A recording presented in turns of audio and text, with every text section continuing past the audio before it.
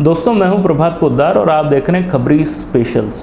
आज का खबरी स्पेशल बहुत ही इम्पॉर्टेंट है क्योंकि वो एक ऐसे मुद्दे पे बात करने वाला है जिस पे मीडिया में बहुत ज़्यादा चर्चा हुई नहीं है, और ये चर्चा है इजी लोन ऐप्स के फ्रॉड्स के बारे में। देखिए, हम भोपाल से हैं और भोपाल में आज ही सुबह एक बहुत ही दर्दनाक घटना हुई। एक व्यक्ति जिसने इजी लोन ऐप, जो आसानी से 10-12 हज़ार रुपये का जो लोन देते हैं ऐप्स कम कागजात पे, उसने एक लोन लिया था और उसके रीपेमेंट ना कर पाने के कारण उसने अपनी वाइफ और 2 बच्चों के साथ आत्महत्या कर ली। देखिए, केवल लोन लेके रीपेमेंट ना करने का सवाल होता तो इतनी बड़ी बात नहीं होती, लेकिन इसके पीछे एक बहुत बड़ी कॉन्स्पिरेसी है। इसके पीछे एक बहुत सिस्टमैटिक ढंग से किए जाने वाला फ्रॉड है। इसका बैकग्राउंड लेते हैं। बात है कुछ साल पहले चाइना की। चाइना में जो बैंक्स हैं वो लोन बहुत आसानी से किसी को नहीं देते, बहुत पेपर वर्क होता है, और इसी कंडीशन का फ़ायदा उठाते हुए बहुत सारे प्राइवेट प्लेयर्स चाइना के मार्केट में आ गए और उन्होंने लोगों को आसानी से लोन देने की शुरुआत करी। चाइनीज़ गवर्नमेंट को जाहिर सी बातें अच्छी नहीं लगी, उन्होंने इन लोगों का धंधा चाइना में बंद करा दिया। जैसे ही इन पे दबाव पड़ा, इनको चाइना छोड़ना पड़ा इन लोगों ने, उन्होंने डेवलपिंग नेशंस का रुख किया, जैसे इंडोनेशिया और भारत की स्थिति क्या थी जब ये लोग भारत में आए? भारत पेंडेमिक से जूझ के बाहर निकला था, यानी भारतीय लोगों के पास जॉब्स नहीं थे, पैसा नहीं था, और उनको छोटे छोटे पैसे की ज़रूरत थी ताकि वो अपने डे टू डे का एक्सपेंडिचर पूरा कर पाएँ। इन्होंने आते से ही कहा कि हम आपको बहुत ही आसान कागज़ पे या बिना कागज़ के आपको लोन दे देंगे। लोग अट्रैक्ट हो गए।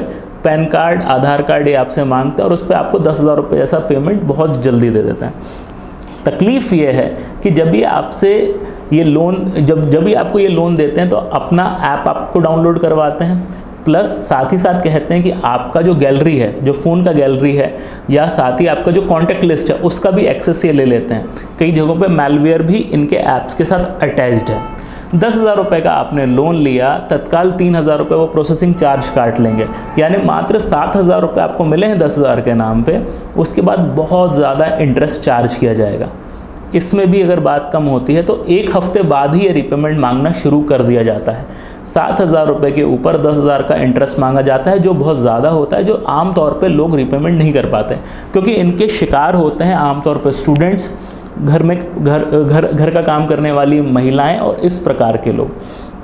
जब ये रीपेमेंट नहीं कर पाते तो इनके ऊपर हरासमेंट शुरू हो जाता है। इनको बाकायदा फ़ोन कॉल्स किए जाते हैं, चिल्ला चोट की जाती है। जब इससे बात नहीं बनती तो अगला राउंड आता है धमकियां देने का। इनको प्रॉपरली धमकियां दी जाती हैं, और जब ये धमकियां भी काम नहीं करती तो सबसे खतरनाक चीज़ चालू होती है, वो है ब्लैकमेल।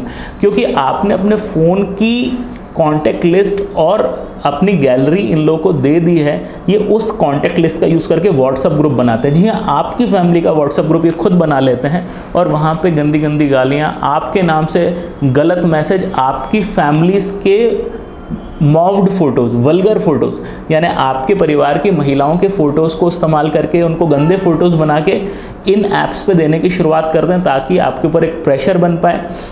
अगर आप लोन नहीं चुका पा रहे हैं तो वो आपसे कहेंगे और लोन ले लो, यानी 10,000 का पेमेंट नहीं कर पा रहे हो ना, तो 7,000 रुपये का और लोन ले लो। 17,000 हो गया, इसका पेमेंट नहीं कर पा रहे तो 50,000 रुपये और लो। इस प्रकार से वो ऐसे चक्रवात में आपको फंसाते हैं जिसमें आप रीपेमेंट कर ही नहीं सकते।